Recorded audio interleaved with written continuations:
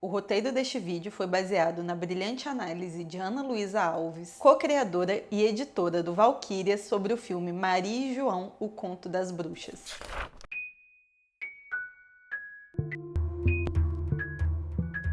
Olá, excêntricos! Eu sou a Ana e sejam bem-vindos a mais uma sessão do especial de Halloween e aniversário de 1 ano do clube. Não se esqueçam de que esse mês teremos vídeos todos os dias aqui no canal, então a sua forma de nos ajudar é engajando esse conteúdo, curtindo, compartilhando, comentando e maratonando. Estão preparados para essa overdose do Clube dos Excêntricos? Então vamos lá! Só um aviso, esse vídeo contém spoilers, então se você quiser assistir o filme antes, ele é curtinho e você pode encontrá-lo no Telecine Play. Na história registrada pelos irmãos Grimm, João e Maria são duas crianças de uma família muito pobre que acabam abandonadas pelos pais em uma floresta. Consciente dos planos da família, João joga migalhas de pão pelo caminho, de modo que mais tarde ele e a sua irmã pudessem encontrar o caminho de volta para casa. Mas ao tentarem retornar, os irmãos percebem que os pássaros da floresta já tinham comido as migalhas. Perdidos e sem ter como voltar para casa, as crianças acabam descobrindo uma casa feita de doces, onde vive uma gentil e solitária senhora que os convida a entrar. Todavia, essa aparente gentileza dá lugar à maldade, e as crianças descobrem que aquela senhora é, na verdade, uma bruxa canibal, que se aproveita da vulnerabilidade dos pequenos para atraí-los para uma armadilha, e ela os alimenta não por bondade, mas para tornar as suas carnes mais suculentas para o consumo em um futuro próximo. Diferente de muitos contos de fadas, João e Maria não terminam em tragédia. No entanto, usando de sua inteligência, as crianças traçam um plano para enganar a bruxa, que termina morta no mesmo forno em que pretendia assá-los. Os dois, então, retornam para casa, onde reencontram o pai, levando com eles todo o dinheiro e pedras preciosas que eles encontraram no antigo cativeiro, o suficiente para que possam viver tranquilamente pelo resto de seus dias. Tradicionalmente transmitido de forma oral, a versão imortalizada pelos irmãos Grimm de João e Maria foi adaptada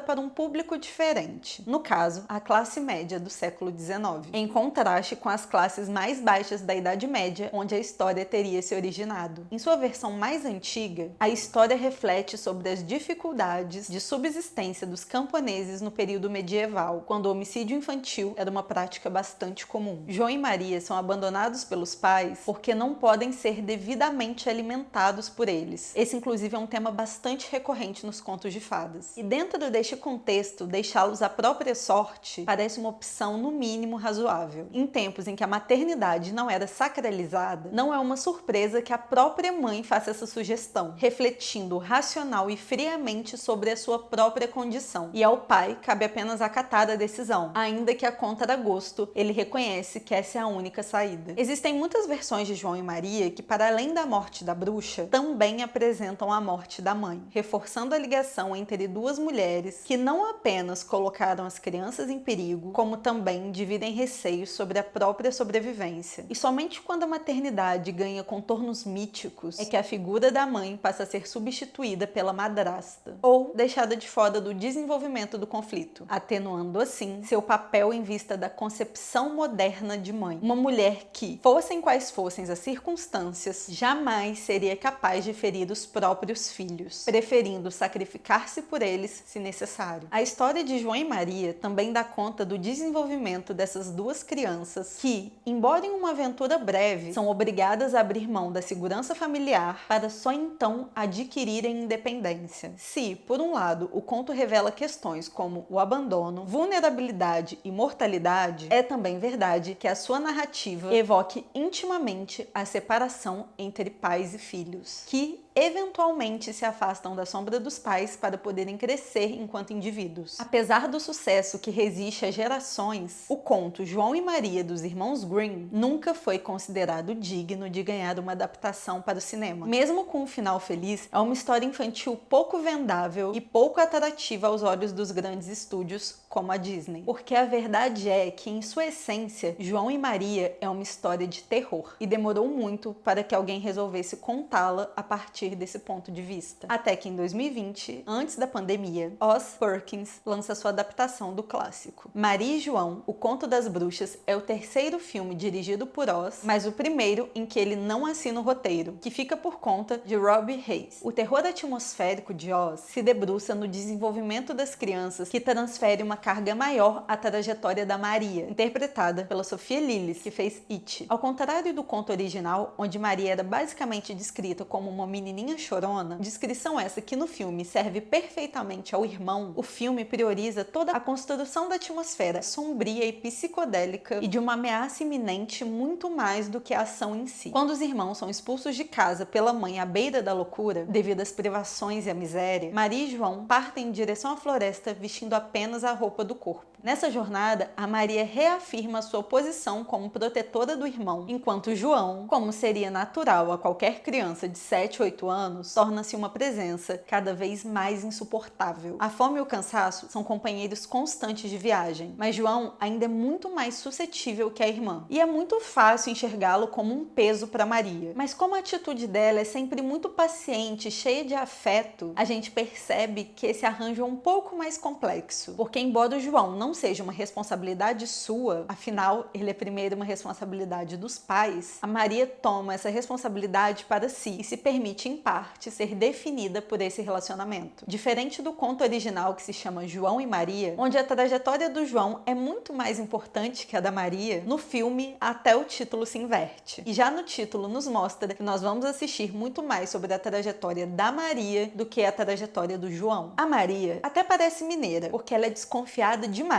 e ela não acredita em presentes. Ela acha que tudo aquilo que vem fácil vem com um preço muito alto a se pagar. Mas apesar dela desconfiar demais da hospitalidade da Alda, a nossa bruxa má, interpretada pela Alice Creed, a Maria está num nível de exaustão, de privação e vulnerabilidade tão altos que quando ela encontra alguém que parece apenas querer cuidar dela, ela acaba cedendo e baixando a guarda. E é nesse momento da história que nós temos a maior subversão do conto original, que é o encontro entre as duas. A Alda não quer que a Maria seja sua escrava, e sim que ela seja sua aprendiz. E pouco a pouco, o filme vai nos mostrando as habilidades sobrenaturais da Maria, permitindo que a sua descoberta como bruxa ocorra ao mesmo tempo em que a sua descoberta como mulher, o que torna todas as suas experiências na casa da Alda muito particulares e bastante diferentes das experiências vividas pelo irmão. Se é perceptível que o João é a pessoa que mais corre perigo ali, da mesma forma como o conto original, a Maria, de maneira oposta, é reconhecida como uma igual e a Alda começa a compartilhar parte da sua sabedoria com a menina. Mas são as próprias descobertas individuais da Maria que a levam a enxergar a Alda como uma mulher muito menos afetuosa e bem intencionada do que ela parecia no primeiro momento. E não demora para que essa casa, antes acolhedora, com suas mesas fartas e luzes em tons quentes, também adquira um aspecto muito mais próximo ao febril e ao claustrofóbico. E parece absolutamente impossível fugir de lá. E eles nem sequer tentam. Afinal, eles não poderiam ir muito longe de qualquer forma. Maria e João se apoia nessa ideia que não é exatamente nada nova, de que, para se tornar uma mulher autossuficiente e poderosa, Maria precisa abrir mão daquilo que lhe é mais precioso, no caso, o irmão. Seria muito fácil enxergar a sua jornada como uma narrativa sobre mulheres que não podem ter tudo: amor, poder, família, ou ainda como uma história homem versus mulheres, em que a presença masculina necessariamente impede a aquisição da autonomia da mulher. E todas essas abordagens possuem bases muito sólidas, mas não é só sobre isso. A história vai um pouquinho mais além. A própria trajetória da Alda se mostra muito mais complexa do que propõe o estereótipo de bruxa canibal do conto infantil. A Alda serve também como um espelho para Maria, e eles constroem uma história e um passado para Alda, que na verdade não nasceu má se alimentando de crianças indefesas. E nesse momento, o filme parece propor um caminho inescapável para Maria, mas não muito tempo depois, ele nos mostra que sempre haverá uma escolha. Nós presenciamos no filme o encontro entre duas gerações. Ambas as mulheres crescem para se tornarem bruxas poderosas, mas as experiências de uma não necessariamente são as experiências da outra. A Maria consegue encontrar na sua história possibilidades que não eram factíveis para a Alda, fazendo com que ela consiga fugir de teu próprio destino e consiga se tornar uma bruxa sem precisar abrir mão daquilo que a torna vulnerável. E como em todos os contos de fadas, Maria e João também nos deixam última lição, que no fim das contas, não são bruxas ou fantasmas ou florestas sombrias o que de mais assustador existe no mundo. É a escuridão que habita em cada um de nós. A construção da atmosfera através da fotografia, da arte e da trilha são admiráveis nesse filme. E eu dou aqui um destaque ao uso da contraluz durante praticamente todo o filme. A casa da Olda é basicamente iluminada por uma luz que parece que só existe do lado de fora da casa, transformando em muitos momentos os personagens em uma sombra, nos dando uma pista de onde se encontra o verdadeiro mal. E apesar de estarmos num contexto folk que nos faz lembrar o nosso amado lindo Cristal, a Bruxa de 2015, a casa é labiríntica e psicodélica, nos transportando diretamente para uma vibe de Suspiria de 1977. Mas o filme é perfeito? Não, tá muito longe de ser. Maria e João têm um problema que não é um problema pequeno, é um enorme problema, que é o roteiro. Apesar de trazer essa subversão do conto original de uma forma bastante interessante e contemporânea, ele não se sustenta. E nem a fotografia e a arte impecáveis, com a trilha angustiante, são capazes de segurar a nossa atenção e o interesse durante o filme inteiro. E acaba que esse filme, que só tem 120 minutos, pareça durar muito mais. Muitas pontas ficam soltas e ele deixa a gente com uma leve impressão de que a gente já viu esse formato de história antes em outro lugar, só que melhor. Como é o próprio caso da Bruxa do Eggers, que também bebeu da fonte do conto de João e Maria para construir a sua narrativa. E apesar de Maria e João ter tido um desempenho de bilheteria muito bom, lucrando muitos milhões de dólares, ele é um filme facilmente esquecível, o que é uma pena. Mas ainda assim, eu fiquei extremamente feliz de poder revisitar essa história que era uma das minhas favoritas na infância, sem todo o contexto extremamente machista do original dos Irmãos Grimm. Deixa aqui nos comentários qual era a sua relação na infância com a história de João e Maria e o que você achou dessa adaptação para o cinema. Eu vou ficando por aqui e deixo o meu agradecimento à Ana Luísa, que nos autorizou a usar o seu texto para a construção desse roteiro. Tchau!